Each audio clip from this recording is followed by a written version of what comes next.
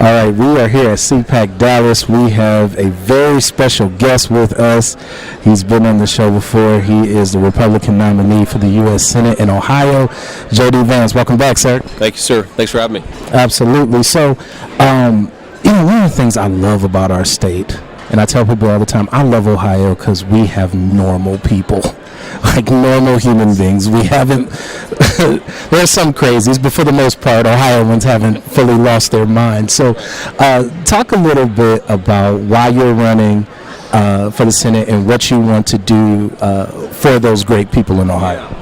Well, that's a good way to start it, I guess, is I feel like there's nobody really standing up for normal people, right? If you just love the country, you want to go to work, play by the rules, raise your family, maybe, save a little, maybe take your kids on a nice vacation once a year, you should be able to do that. That's what our country is all about. That's what pursuit of happiness. The whole idea is that if you work hard and play by the rules in this country, you can have a good life. And I think, unfortunately, because the decisions we've made, obviously what Joe Biden and Tim Ryan have done, but even, generations now, I think that the leadership of this country has not served the country very well.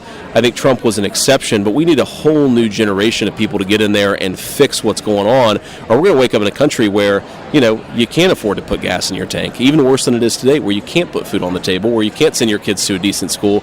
And if we get there, then what's the point of this whole American project? And I know one of the things I've heard you talk about before, and it's one of the things I really respect about you because of your intellectual honesty, is you criticize both parties for the decisions that they've made that have negatively impacted Ohio. I'm sure you've gotten criticism for that as well.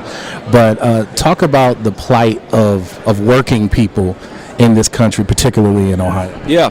Well, look, you're right. Sometimes both parties criticize me, and even now that I've won the Senate primary, there are people who want me to win, and they'll say, "Well, I wish you hadn't said this and this about me." But look, it's you don't have to be personal about it to point out the fact that a lot of our leadership has failed, including even in my own party. Like, I'm proud to be a Republican. I'm proud to stand as the Republican nominee for Senate. But at the end of the day, a lot of Republicans went right along with the policies that shipped American jobs overseas, and it wasn't just the jobs that we got lost. Okay, what happens, as you know this? I mean, you guys are in Cleveland. I'm in southwestern Ohio. But what happens when those jobs disappear? We have a lot of young men who are proud breadwinners for families who now start being a little ashamed, and maybe they become a little dependent. And now families start to break up. And now kids who were raised in stability and comfort are now being raised in broken homes. This whole cascade of social and economic problems that we have, I think, trace back to the decision that we made as a country that we didn't need to have strong, self-sufficient communities. The idea that you could ship a man's job to China but then give him a government check and expect everything to work out, that is not a good trade. And it has not worked. It hasn't worked for people, whatever the color of their skin, because I think it's a story that's true in a lot of black communities. It's true in a lot of white communities. And it's one of the reasons why, by the way, I think that they constantly are trying to divide people against each other, is because they recognize that, if all the white people and the black people, if the hillbillies and the guys in inner city Cleveland look around and say, oh, we're getting screwed here, then we might actually unite and push back against some of this craziness. It's funny you said that because Cat Williams was from Cincinnati. Yeah. He said a couple of weeks ago that Ohio is a place where it's hard to be racist unless you really, really try, right? Because your neighbor next to you is black and the neighbor on the other side is white. And I think you're absolutely right. You touched on some of the things that you talked about in your speech. That's really what impacted me, because I'm like, it sounds like stories that I've heard from the inner city as well. Yeah, that's exactly right.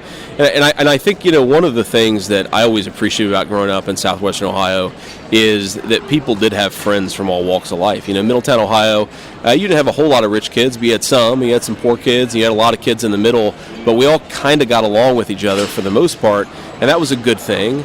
And also, genuine, one of the things that made me realize, both growing up in Middletown but also in the Marine Corps, is that genuine friendships require that you be willing to have a real conversation with somebody, right? I've had more interesting conversations with friends of mine who come from different walks of life in the Marine Corps in Middletown, Ohio, than I ever had in law school.